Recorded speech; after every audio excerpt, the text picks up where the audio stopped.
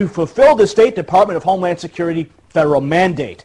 When the matter was brought to the attention of Pennsylvania Governor Ed Rendell, he claimed to be appalled and embarrassed that his office was tracking and circulating information about legitimate protests.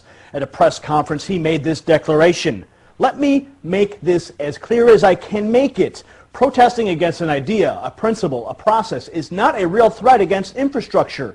Protesting is a God-given American right, a right that is in our Constitution, a right that is fundamental to all we believe in as Americans."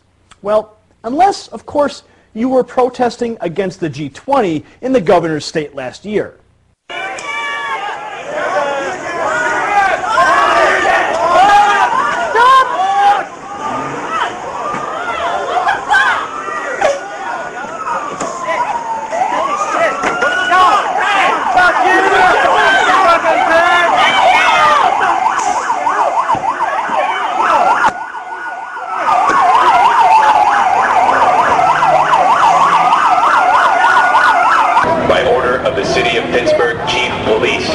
I hereby declare this to be an unlawful assembly. I order all those assembled to immediately disperse.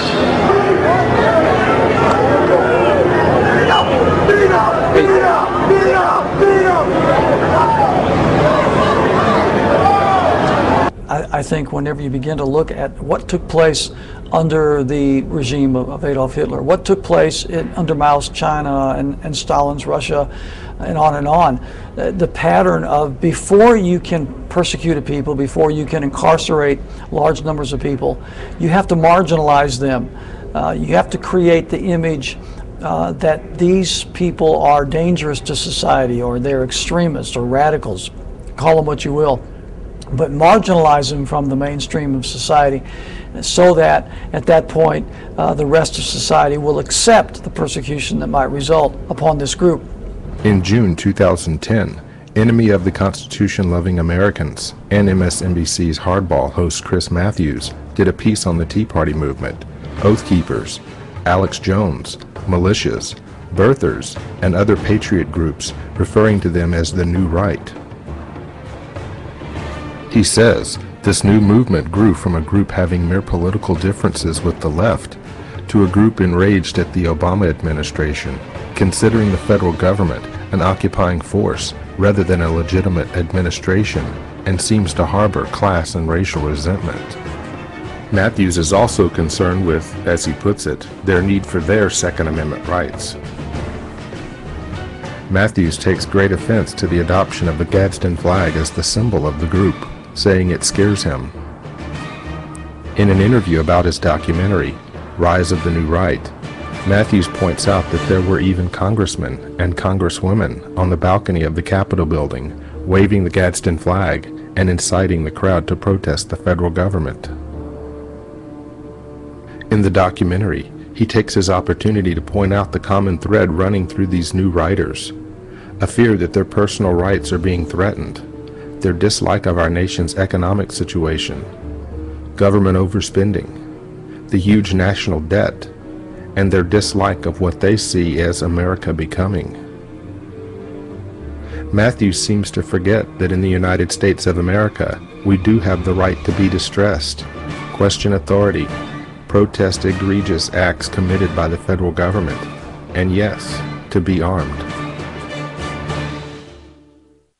FEMA has been given the authority to declare martial law wherever they are deployed. And that is a very powerful authority, in that, as you should know, when martial law is declared, that your constitutional rights are dismissed.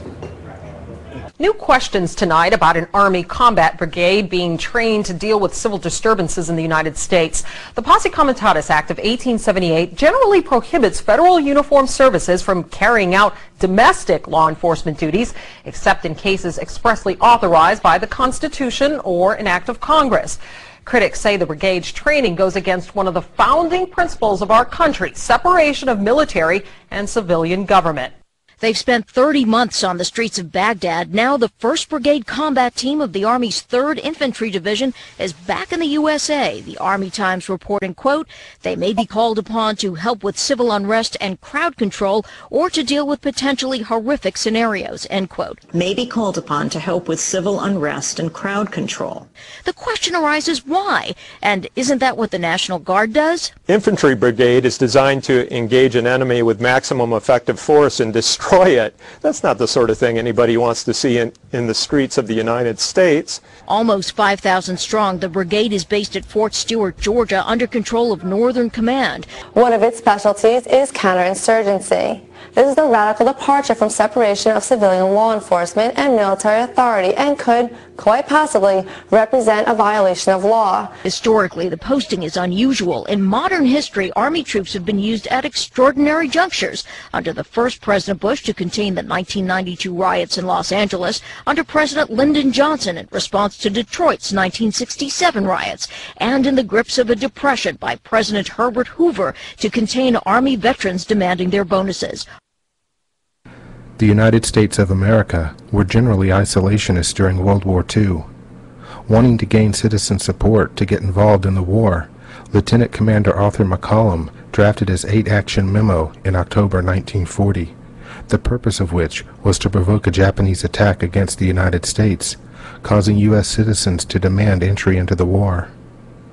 The actions caused the desired effect, resulting in the attack on Pearl Harbor on December 7, 1941. In March 1962, the Joint Chiefs of Staff drafted a plan to create public support for a war with Cuba.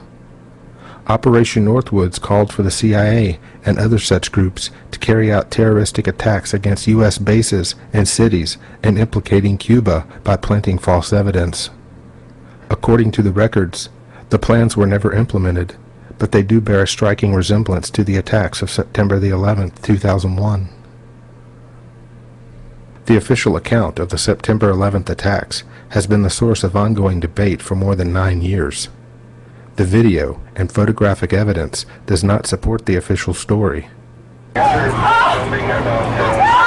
not American Airlines! That was not American Airlines! Former Florida Senator Bob Graham stated that there was information that had not been made available to the public for which there are specific, tangible, credible answers, and that the cover-up led to the heart of the administration. The crisis of September the 11th saw a major shift in security and other legislation and has nearly single-handedly brought about the end of privacy in the United States. USA Patriot Acts 1 and 2 intruded on no less than 5 of the first 10 Bill of Rights. The John Warner Defense Act saw the end of posse comitatus. The Military Commissions Act saw the end of habeas corpus, and the Real ID Act, attached to an emergency appropriations bill, passed with virtually no debate. Also passed during this time, and attributed to the need for tighter security, was the FISA Amendment Act, which gave retroactive immunity to the major telecoms for their role in turning over massive amounts of cell and email communications to United States security agencies at their request, no warrant needed. Precedents have been set with regard to war, but what about other things? Many have said for years that there's a plot to move to a new world order, one world government. What if that were the plan? There have been several instances in the past where politicians and leaders have mentioned a plan for a new world order, but none so blatantly as England's Gordon Brown at the G20 summit held in London in April 2009. Brown summed up a portion of the meeting by saying, "I think a new world order is emerging, and with it, the foundations of a new and progressive era of international cooperation." Your name is Tom. You live just off of 5th Street. Nice car, Tom. Nice house. What's not so nice is you owe Pennsylvania $4,212 in back taxes.